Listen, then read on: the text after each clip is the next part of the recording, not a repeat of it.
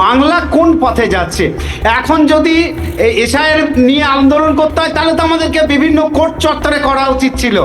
প্রতি মুহূর্তে বাংলা এবং বাঙালির মুখে কিন্তু কালি লাগানো হচ্ছে, কিন্তু কি উদ্দেশ্যে?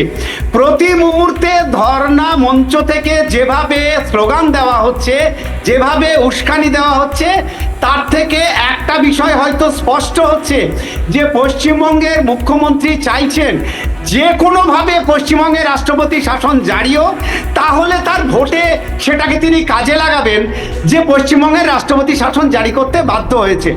নির্বাচন কমিশন একটি প্রতিষ্ঠান, তার ভোট পরিচালনা করা কাজ, কিন্তু এই মুহূর্তে এসআইআর পরিচালনার দায়িত্বে কিন্তু বিভিন্ন আদালতের বিচারকরা আছেন।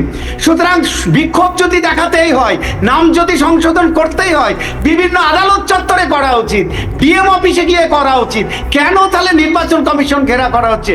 সম্পূর্ণ উদ্দেশ্য প্রণোদিতভাবে বাংলাকে অশান্ত করার চেষ্টা চলছে।